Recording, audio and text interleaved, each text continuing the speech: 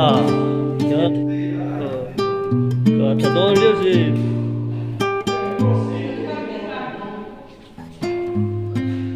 rất én ngồi khóc mày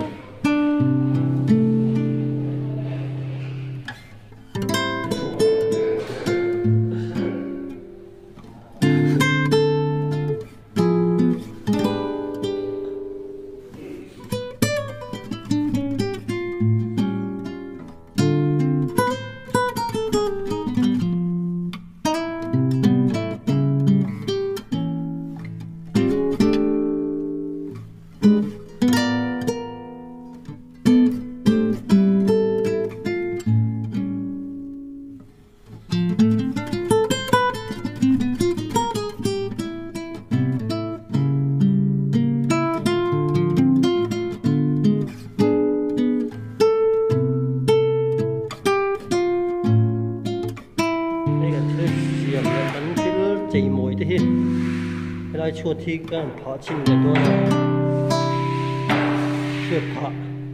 chuột phá cái này đó nè anh tiếng cái design nghe chuột đó gần nó sẽ biết là vả anh cần thịt mồi đàn tụi nó giống đó nè hay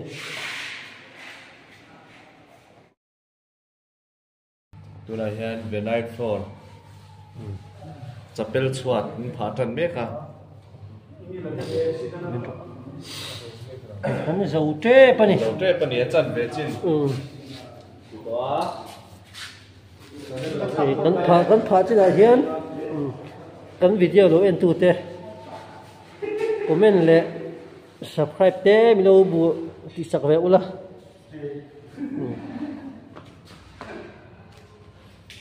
cái dầu về tiếp tới cần pu về phone đi thỉnh đi chi tụi cái thỉnh lấy em ô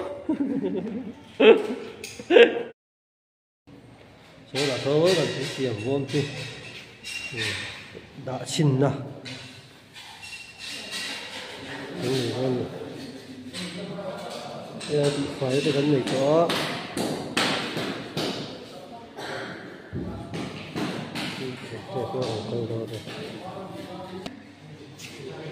hạ na hạ có dấu trép tôi thấy kìa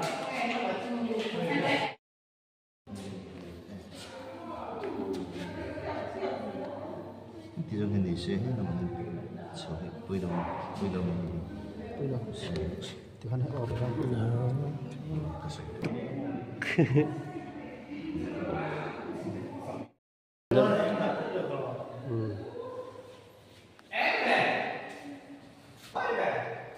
rất linh toán mỗi tội gì bây giờ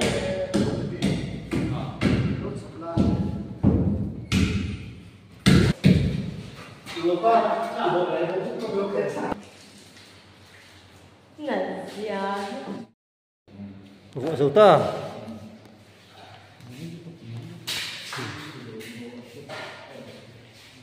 mỗi khiếp tội tục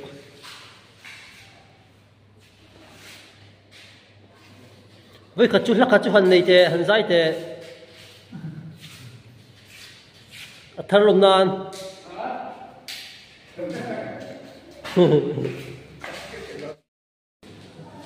mỗi tối thì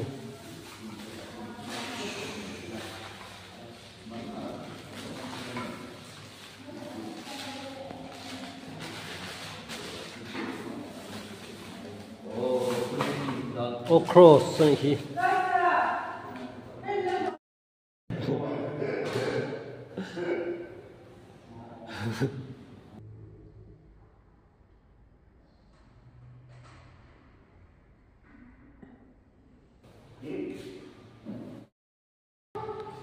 gần dấu tỏa gần hồ sân tỏa đón kỳ ni chẳng bua cho gần dấu về ta hiện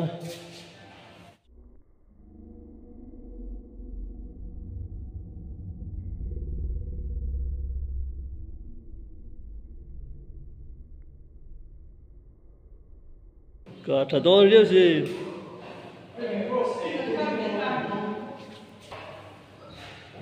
chân én ngồi khóc mày จะต่อลูกก็ให้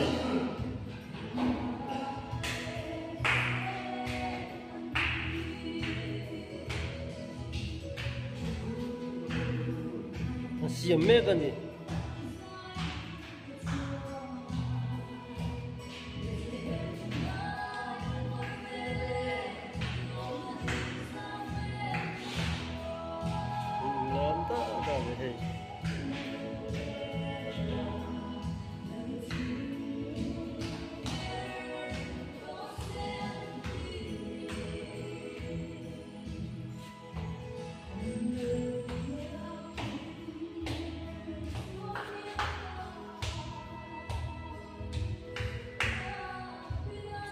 cái thằng nó xây biết chi đâu mua lề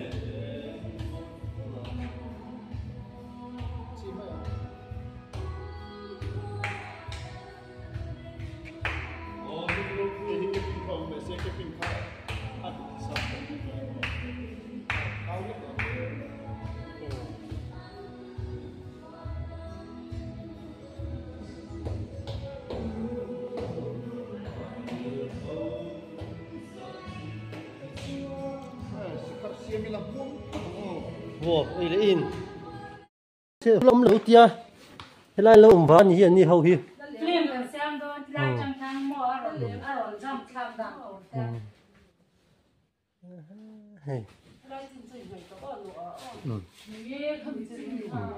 Môi tê chắc chắc anh em mà hi, hay môi tê thô như bốc à. Cô nói vậy, tôi đang học biết cái lệ, biết xiêm mi, biết xiêm tê chỗ cái lỗ mà. Xiêm thấy hảo na sẽ khen hay là hiện mấy môi à xin đình kim thấy bốc tổ nghe là thấy mét khi nào cho nó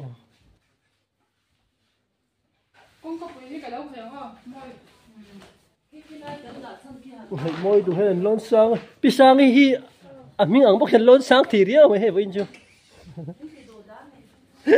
bị sáng thì lon sáng thì riêng vậy. Hey, kapayangan at su'a. Kardi kang yam o. Lahay rala kapayang. Kar seo. Hey, kaya nga. Hey. Karting. Kasya.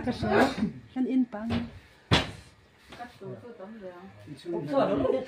Kan lapit kang su'a.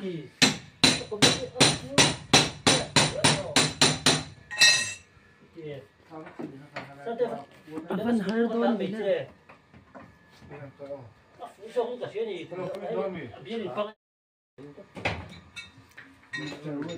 Kan han bor loy tewa.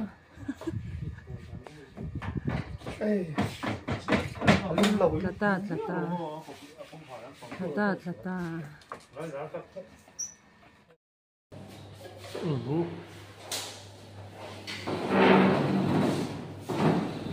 rong hoi tu te an so don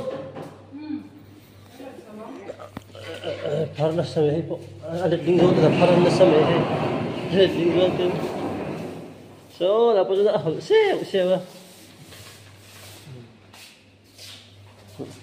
we ý là khi có xiêm này uy tín là có đâu nghe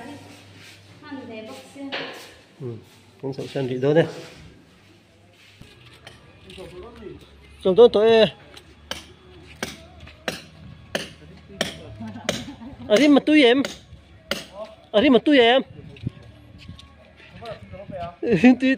ô nó kia đó ở đây mà tôi đó em ấy giờ đây nó đang có đủ này ô Bethlehem vẫn em xin môi đôn em này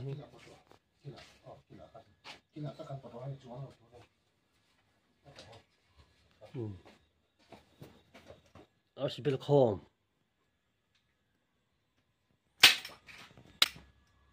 khi đặt kinh electrical phải có cái đó có lấy lông RCM